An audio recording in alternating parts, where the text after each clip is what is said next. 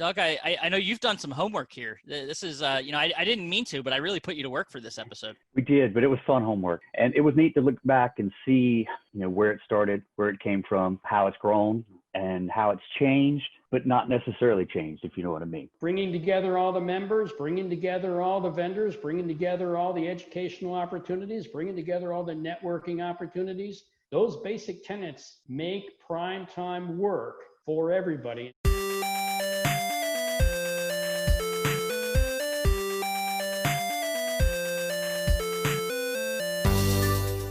The last time we did one of these, we had a lot of awesome feedback from members, from other staff members at Nationwide, our fellow employees here at Nationwide, about how it was a fun experience for them to go down memory lane and take a look back at the history of this organization, its roots in retail, and kind of where we came from as an organization.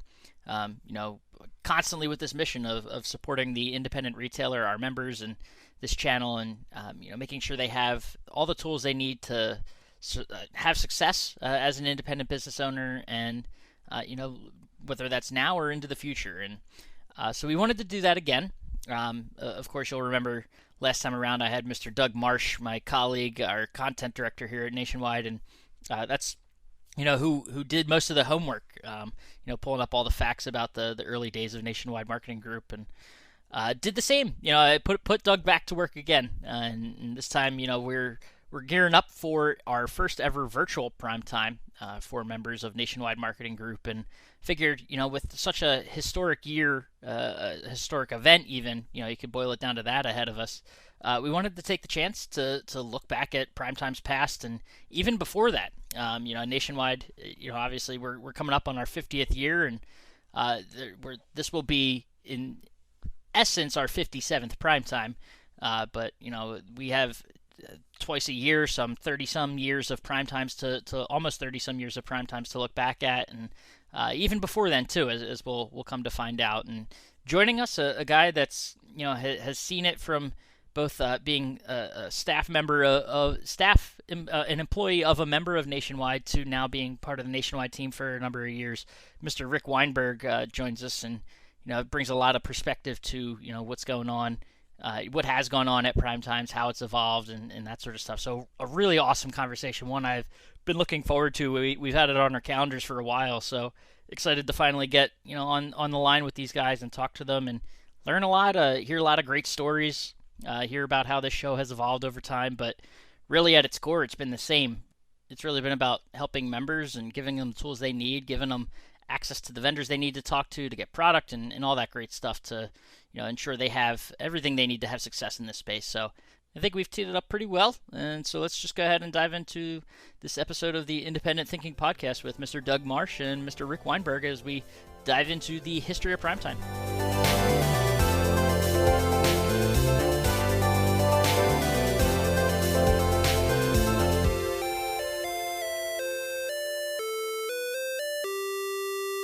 All right, we're back on the Independent Thinking Podcast, and setting up for, I think, a really awesome episode. Probably my favorite episode. Don't tell any of my other interviewees, since episode 6, which, Doug, I think you'll remember that one. That was when we went back and looked at the history of PrimeTime. But now we get to do it again, and we're joined. So, of course, Mr. Doug Marsh, our content director for Nationwide, and joining us today, Mr. Rick Weinberg, our Senior VP of Business Services. Rick, appreciate you taking some time out of your day and joining us. Thanks. I'm looking forward to it. Thanks for the invite. Yeah. So this, like I said, a cool opportunity. We're talking here. We're about 50 some days, I think, as we sit here away from October 27th, which, if you're listening to this, that date should ring a bell because it's the start of our first ever virtual PrimeTime. A really unique year. I think we're all living kind of through unique times right now. But, an opportunity now with PrimeTime, a historic PrimeTime ahead of us, to kind of take the chance to look back and, at the history of this show, which I know has a history that goes prior to PrimeTime, which we'll dive into. But, Doug, I know you've done some homework here. This is, I didn't mean to, but I really put you to work for this episode. We did, but it was fun homework. I'm okay with this kind of homework. Like Rob was saying, it was a lot of fun to dive into the history of Nationwide. That podcast we did was really neat. The company, the foundation of the company, and learning about where we came from, that were rooted in retail, and it was member first then, it's member first now, was awesome. And so it's really cool to come back to say a part two and look at PrimeTime, which is another huge aspect of Nationwide. It's another, another great thing we do as an organization. Members and vendors, all of us come together. It's really cool, and it was neat to look back and see, where it started, where it came from, and how it's grown and how it's changed, but not necessarily changed, if you know what I mean. Right. So it was a neat homework assignment you gave me, Rob. Well, that's what I try to do. It's not in my job description, but maybe as a podcast host, doling out homework is something, so we can add that to the resume. But right. No, starting there, I kind of want to. You touched on it a little bit, but there is a history prior to PrimeTime that I think would be, there's some members for sure that have been around, with us since the pre-PrimeTime days, since the, we're not only, thinking about looking back on the history of PrimeTime, but looking ahead a little bit. 50th anniversary is coming up, so I'm sure, there's some members that have been with us for these 50 years, and they might remember what a time pre-PrimeTime was. But for those who don't know, where did we come from with this show, with this event, and how did we get here?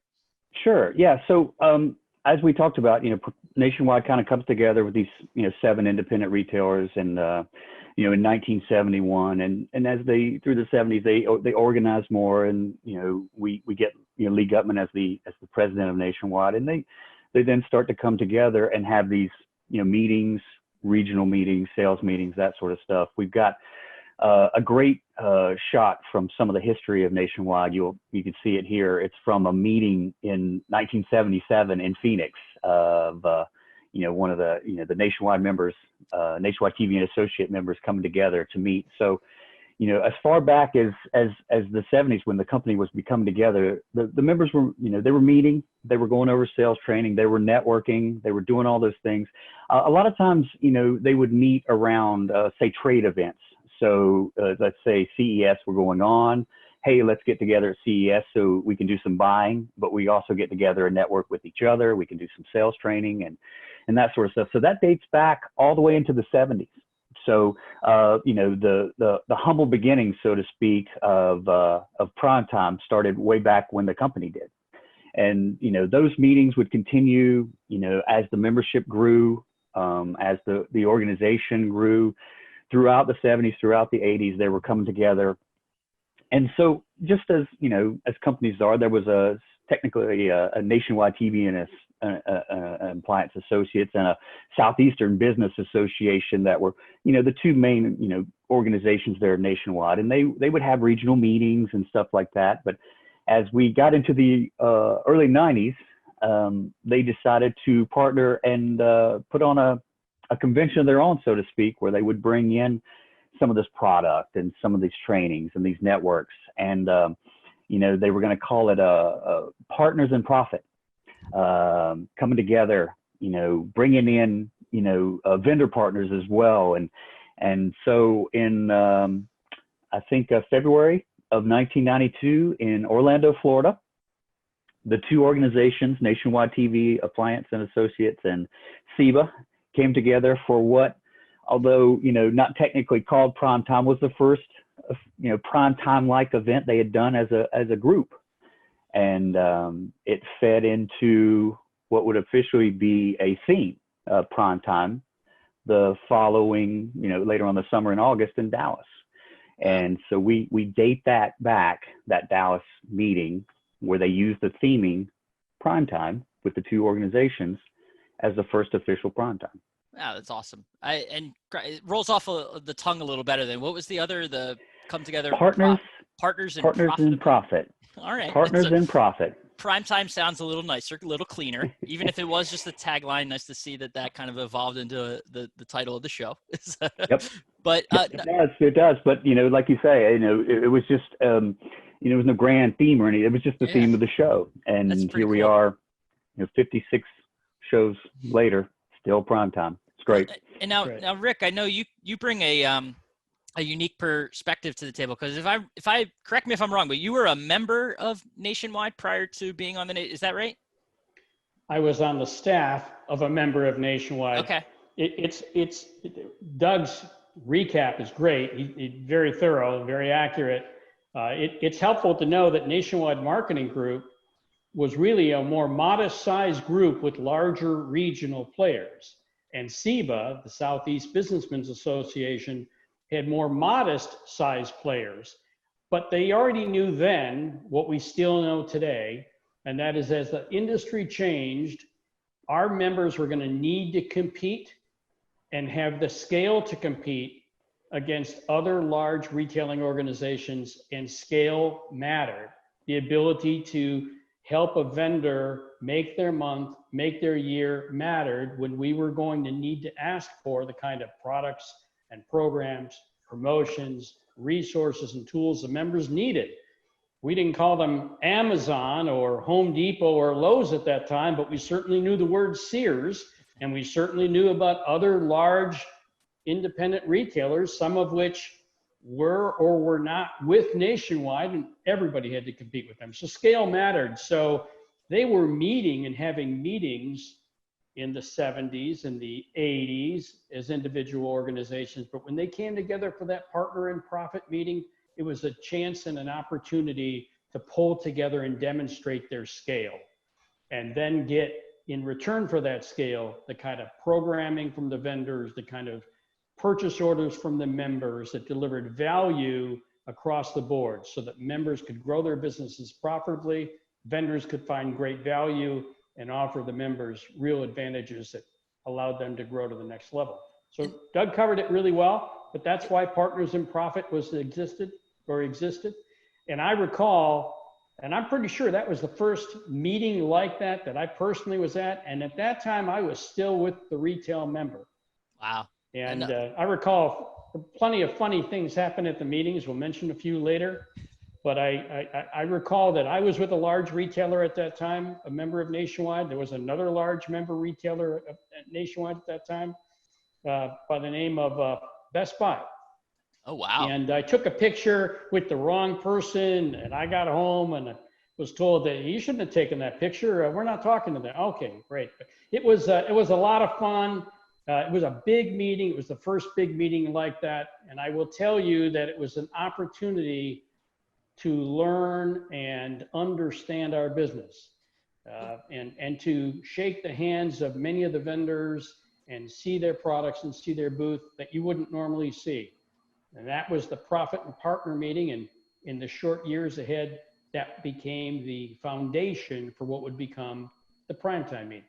The awesome thing to hear about that, though, is that even from those early days, the pre-primetime days, education and talking and idea sharing was always part of this. It almost like we haven't really talked about the product side of this. And I know it was important to get the programs and whatnot, but it really was about, it sounds like it was about the idea sharing and how do we compete in this retail environment against these bigger stores and, these, outside threats to independent retail. Well, if you go back to Doug's initial statement, Nationwide came into existence because 7 retailers were scratching their head and said, we got to learn how to sell at these other prices. We got to compete there. So that didn't change. It was a matter of, even for those 7, figuring out how to scale their efforts together to get the products, the programs, the pricing, the promotion, and all the tools and resources they need. That also includes needing each other, networking with each other. So the foundation, the seeds were the same. The garden was going to have to get a lot bigger, and the soil was going to have to be tilled differently. And that became the Partner and Profits meeting and migrated into PrimeTime. And if you think about a current PrimeTime and the most recent PrimeTime somebody would have been at recently, bringing together all the members, bringing together all the vendors, bringing together all the educational opportunities, bringing together all the networking opportunities. Those basic tenets make PrimeTime work for everybody and deliver value and scale for the members, for the vendors, for all of us in the industry to participate. And that's why today, a lot of those meetings that Doug mentioned earlier, CES, those meetings, or other trade shows, some of those still exist, but many members don't necessarily go to them because they go to PrimeTime, which is where they get all that exposure to products and programs and pricing, promotion, training and networking, and that really helps them. And if you're a modest sized member of Nationwide with one store or under 50 employees, and a large percentage of Nationwide members are, well, you can't necessarily go to a meeting every single month just to stay connected. PrimeTime helps deliver a lot of that value. Yeah, it certainly doesn't hurt that there's coverage out the wazoo of those other shows these days too. You can log on to any social media site around the times of those shows, and you'll see thousands of articles. So it feels like you're there anyway. So spare your time and go to the ones that you feel like matter. And like that's right. Nice to see that PrimeTime is obviously up there for a lot of the members of Nationwide. Interesting question to ask you, Rick. You mentioned being at that Partners for Profit, being being one of your first shows. What do you remember as far as what vendors were there, and any that stand out that might still ring a bell to some members today? Well, some of the vendors today, of course, were there, but it was a more modest size show with less vendors. But if you remember what the name of the organization was at that time, as Doug shared, is Nationwide Television and Appliance. So there was a higher propensity toward electronics at that time. And of course, electronics was fun, exciting, new, and innovative, whether it was pre-90s of color TV or whether it was audio, or whether it was other products, or whether it was the early days of cell phones and early days of computers. Electronics played a big active role. But while many of the vendors that are there today, it's even more interesting to think about the vendors that were there that are no longer there. When I first joined Nationwide as part of the staff, Zenith was one of the big vendors, and members really supported the brand. Amana was a separate company and a separate entity doing hundreds of millions of dollars with member dealers. Maytag was a separate company, not a division of Whirlpool. So many of the brands, even with a more modest size Nationwide, a more modest size PrimeTime, many of the brands we know today have aggregated under other umbrellas. Some have come, some have gone. But there were many vendors and many categories there. And it wasn't just all big vendors. In fact, PrimeTime today, where you have a giant show floor, maybe it's 200,000 square feet, and some of the biggest vendors might take 10 or 20,000 square feet to put up their display and meet with the members. We also had separate show floors for the more modest size vendors or new product ideas. We called them complimentary vendor days. Sometimes we set up a separate show floor. Sometimes we turned the show floor overnight. Wow. And set up one category of product and overnight flip to the other category of product. So could you imagine doing that today and having, we have 3 days of the show, and I know it's a massive show floor, so I know maybe a little bit more difficult to picture today, but like going from one day where it's all the appliance booths to overnight welcoming all the furniture dealers in and mattress dealers. I actually could imagine it, but I couldn't convince anybody to do it. It takes so long to set it up, and it takes so much space on the show floor. It may not be a practical thing, but the fact of the matter is listen, when you're growing, you try different things, and today these vendors that we might have called complementary vendors are the vendors that add not just a lot of PrimeTime color, but they bring new and exciting, not just promotional ideas, but maybe marketing ideas or extended categories of platforms for members to grow their business. Think about AT&T. That was an idea a few shows ago. Today, it's a big and important piece of many of the members' wireless business. 10 years ago or 15 years ago, furniture and bedding was a much more modest proportion of PrimeTime. And today it's a major portion of everybody's PrimeTime business and everyone's Nationwide business, or many members' Nationwide business. So things change over time, and we scale up to address the opportunity. And I think that's great. Change over the years has proven to be very good for Nationwide members and very good for Nationwide. And it sometimes doesn't look like it, but I have learned through experience that change ends up being a pretty good thing. You just got to find out which part of that change is really going to be the good one. Well, I am sure everybody feels as we move into virtual PrimeTime and then back into normal PrimeTimes, in 2021 and beyond, those changes will be welcome too. Oh, absolutely. Before we start, kind of looking ahead a little bit, I want to ask you too, to your point about all the change and things that, have happened over the years. Something, you talked about it earlier too, how, there wasn't Amazon and e-commerce, digital marketing strategies weren't necessarily thought of at those early meetings as challenges that you guys would come together and talk about.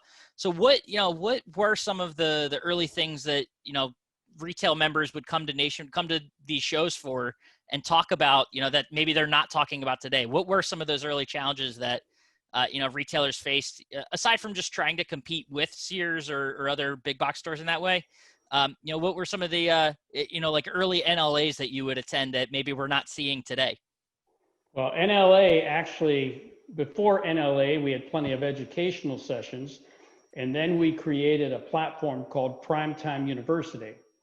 And PrimeTime University was the precursor to NLA, but it also didn't just focus on making us better retailers or making us better merchants. It also focused on introducing new and exciting business categories, new and exciting platforms for growth, new vendors, new technologies. So it's been very helpful to seed new ideas.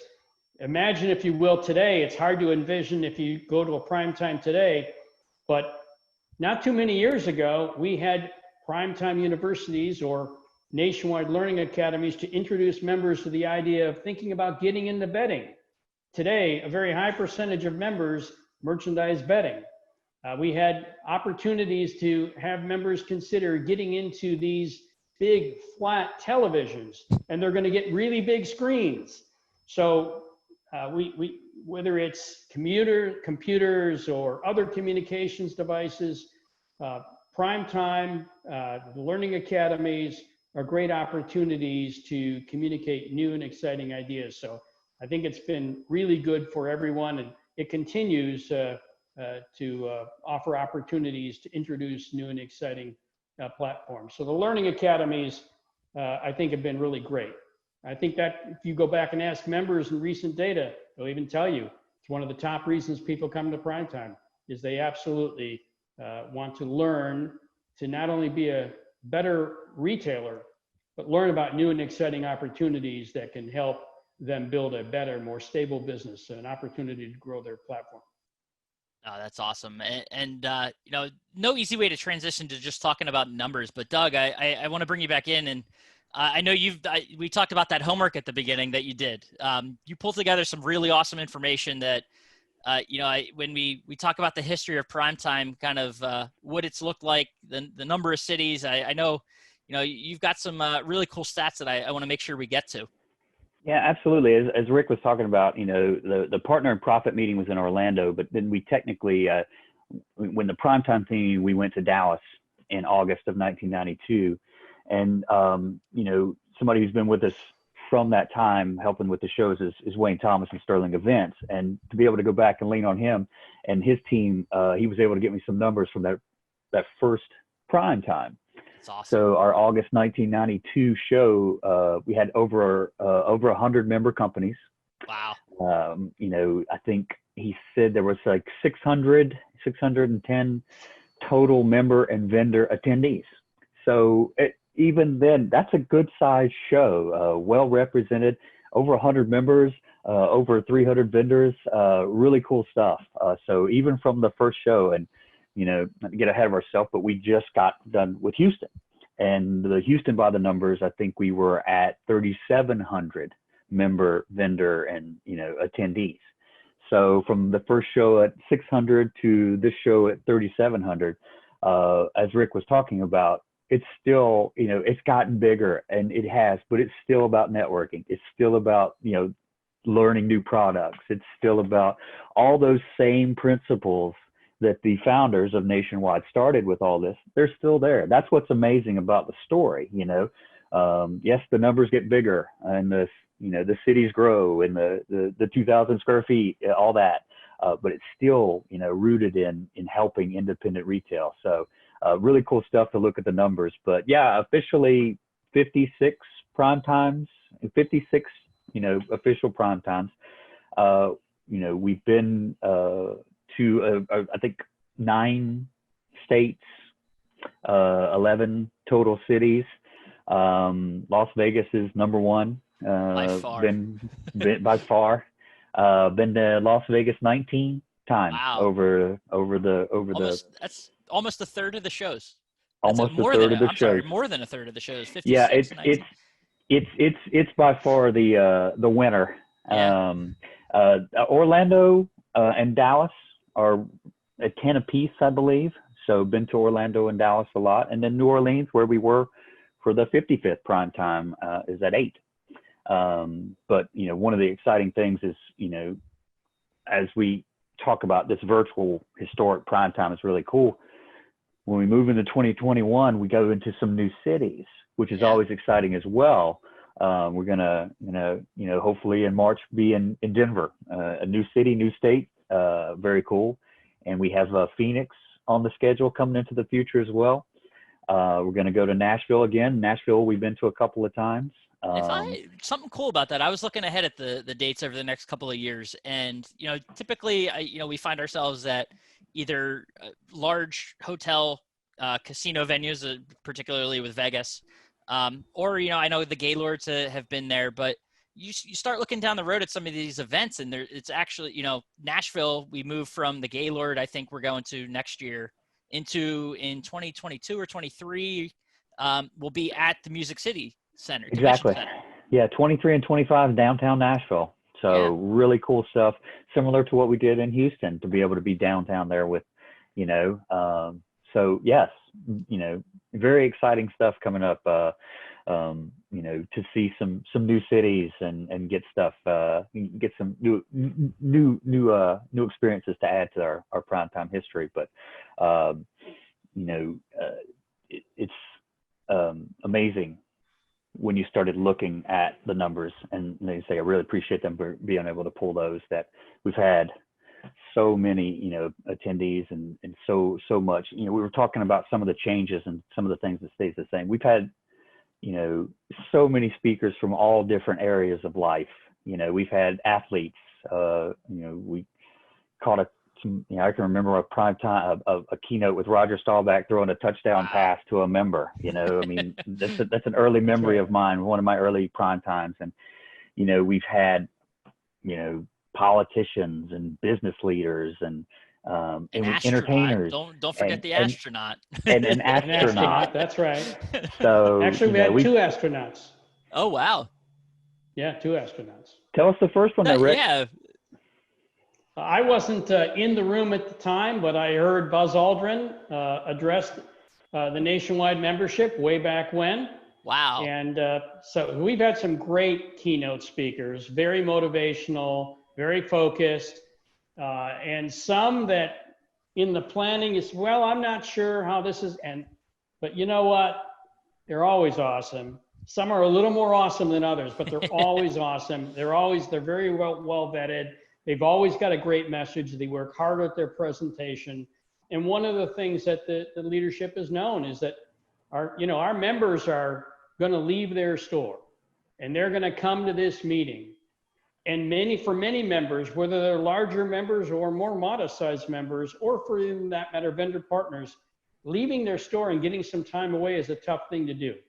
So these great meetings in these great cities and these great opportunities to meet people, to network, to have some social interaction, to find some great deals, learn some things about their business, to catch up with another retailer friend that they met at the last prime time.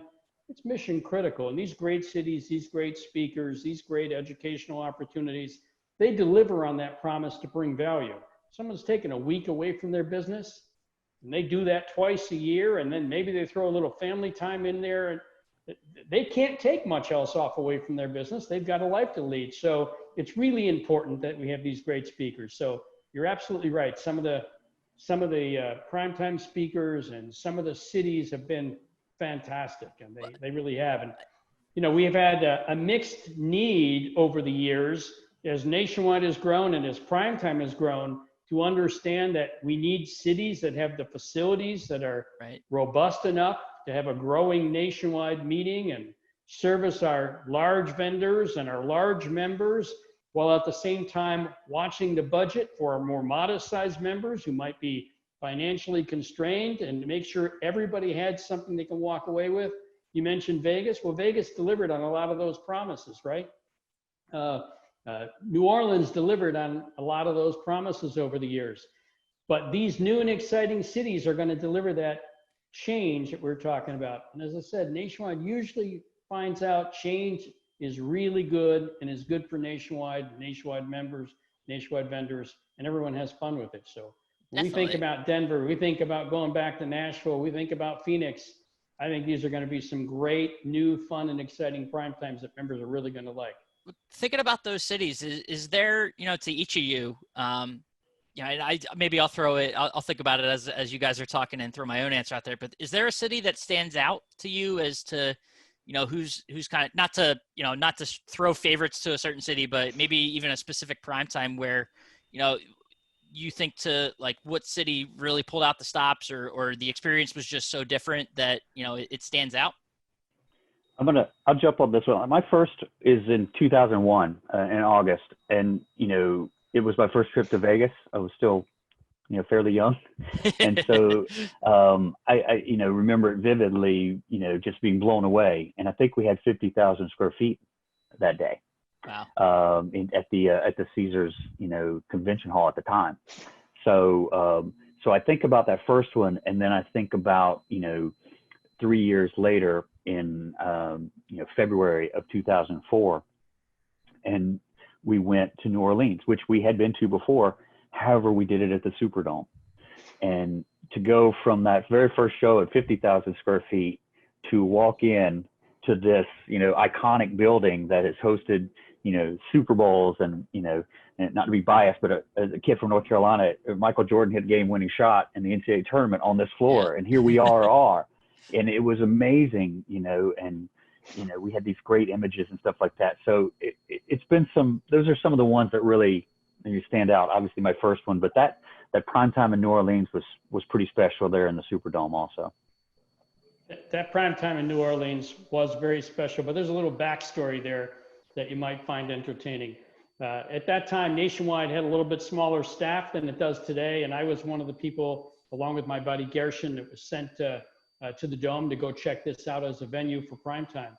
Primetime had already developed into a platform, into a show that frankly had a little bit of class to it. That really was always going to be at a nice place, and we were going to always treat our members and our vendors right. We're going to have great food, great events. You mentioned Sterling earlier. They made sure that we treated members right. One thing I learned very early at Nationwide is Nationwide can be forgiven for not doing something, but not being forgiven for not doing it well. So Nationwide went out of its way to do things really well. So we got sent down to New Orleans to check out the Superdome, and went down there with my yellow pad, and they gave us a tour of the entire dome.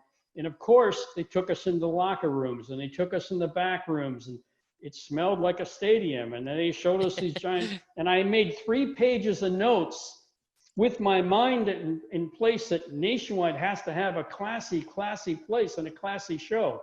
And I had 3 pages of notes, and a bunch of it is why this isn't up to Nationwide standards. And we got back to the office.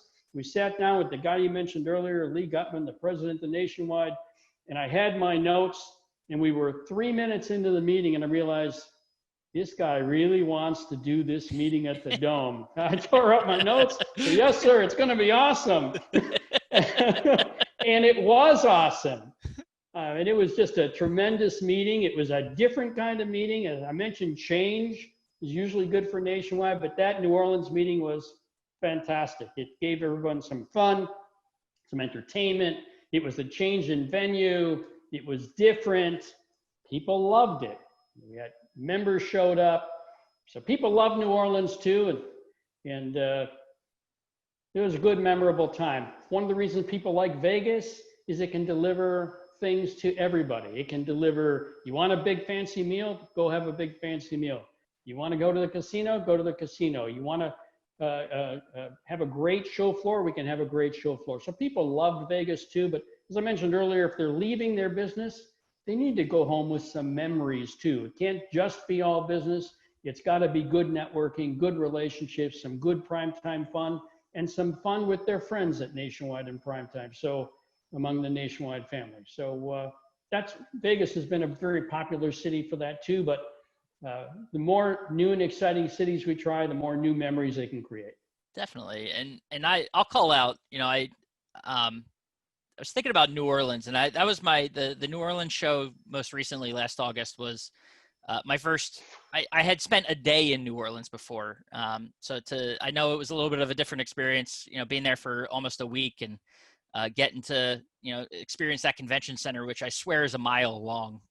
It's enormous, so it's something. But I actually I want to call out Nashville because my first prime time that I attended as a member of the trade press at the time was in 2016, I think it was, in Nashville in August, and that it was outside. It was at the Gaylord, so that was my first experience staying in a Gaylord. So that was a bit exciting in its own right. So to see how they turn sort of this greenhouse experience into a hotel, combined with a convention center was really cool. But then, being outside of Nashville, you still got the Nashville experience because the Grand Ole Opry, I know there was an event there, and just seeing how everything can kind of come together.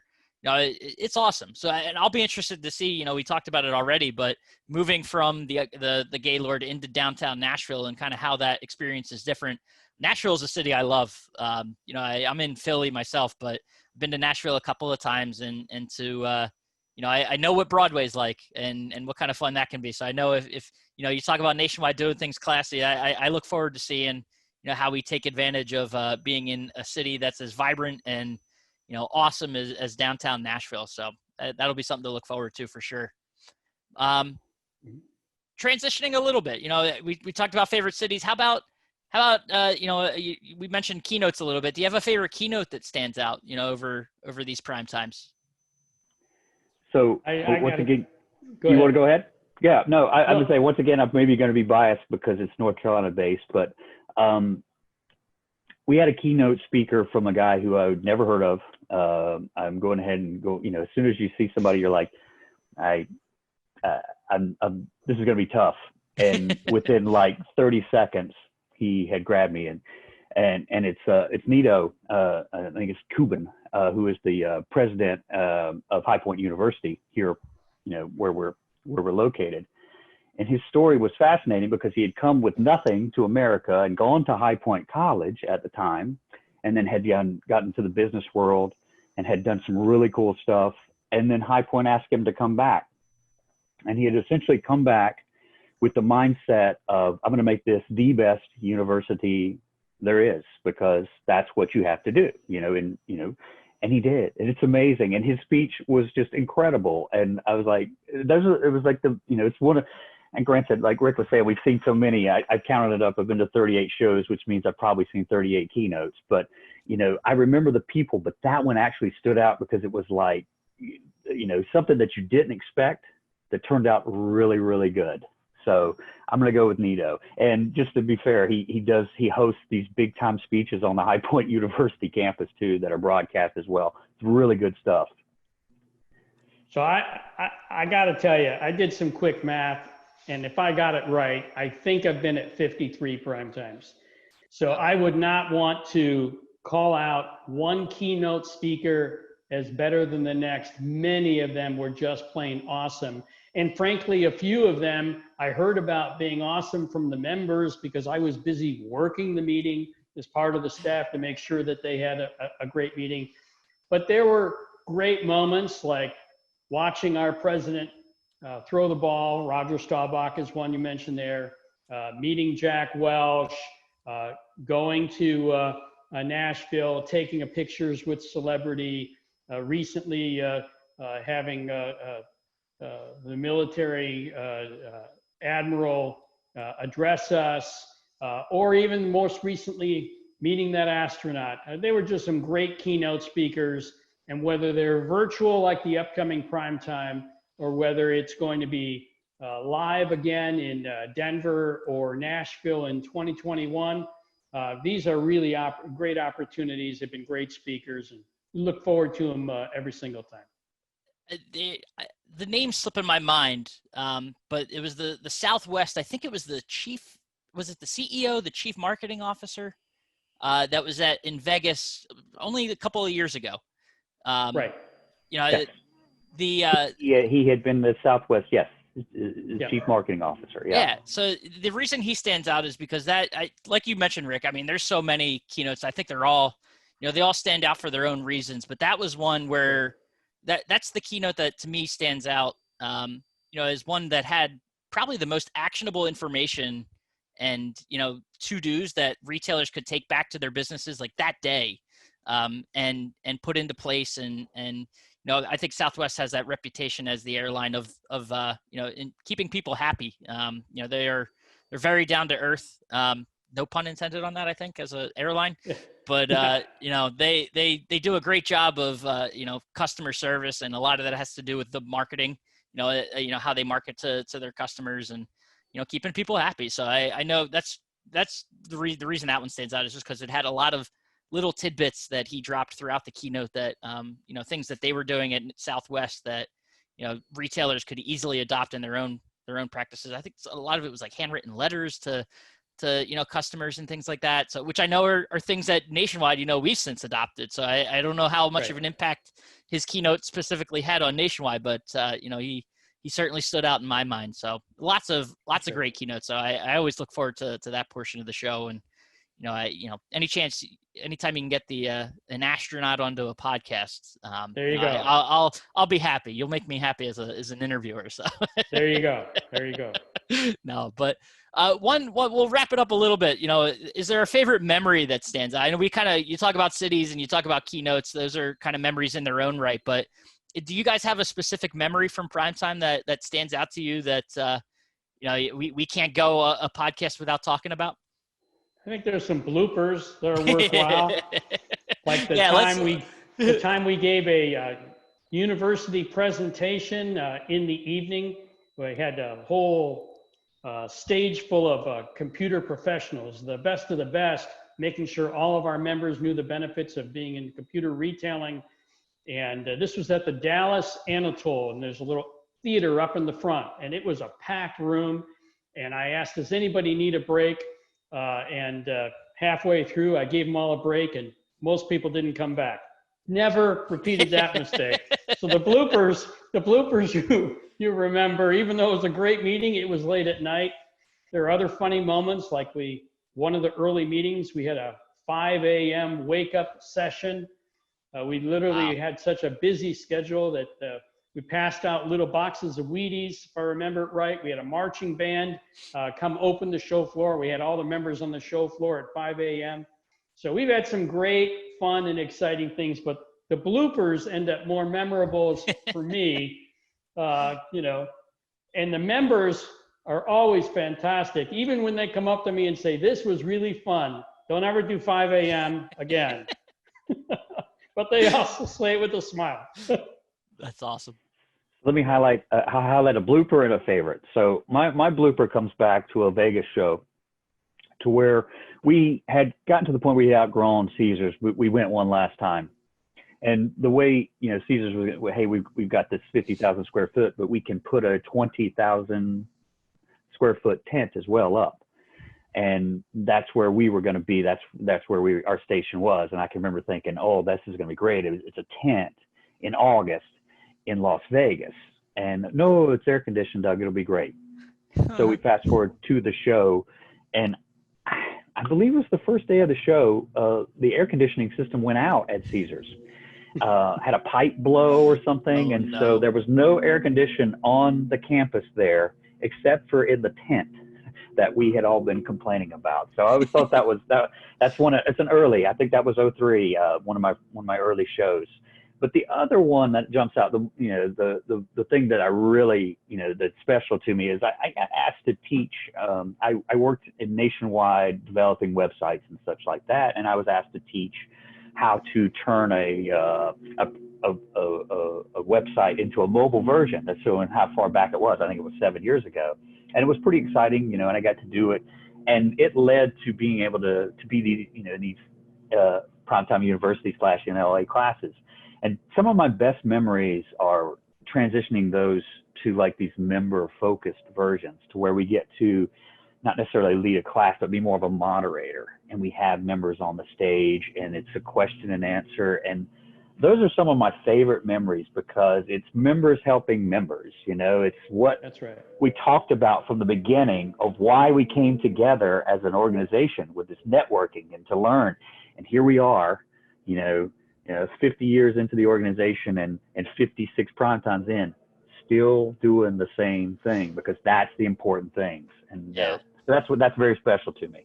Oh, that's awesome. I fortunately don't have any, only one show as a member of the Nationwide team. So no bloopers yet that I can think of. And, so I'll hold off on those. But the one, it does come pre being a member of Nationwide, a favorite memory. One that I think really cemented what, it means to be part of Nationwide, and it kind of shows how awesome the membership is. It kind of gives you that drive to want to get up and work for these guys every day. And I know they're probably tired of hearing about this at this point. They want to get past it, but it was in Vegas again. I think the same prime time with the CMO from Southwest. Seeing the presentation of the money raised for Hudson's and the check delivered to them, the big check on stage, is one that, I not often do you get the big feels at a show when you're attending a show as a member of the trade media. And, not that it's very kumbaya-ish, but just to see how awesome, a collective can be when they come together for one of their own.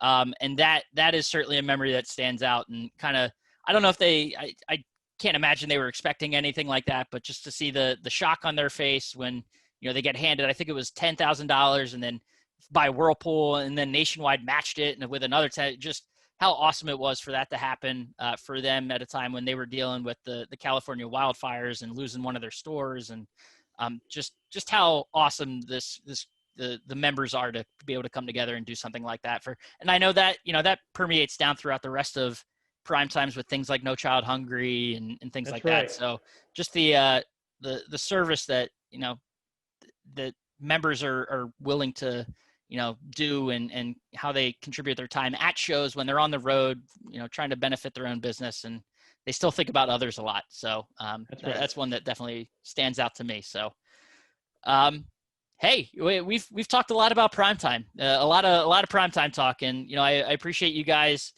doing your homework first of all, and right. pulling these numbers and sharing these stories. So I know we've got a lot to look forward to over, the next couple of weeks as we dive into virtual prime time, and preparing for that and getting off what I know is going to be a unique experience. So, and then when we get to finally all get back together, hopefully, in fingers crossed, in Denver in March, right? Yep. Yes. So we'll look forward to it. Absolutely. Yeah. So thank you again for taking the time, and hope to see you guys soon in person. That's right. Thank you, Rob. Thanks for the trip down memory lane.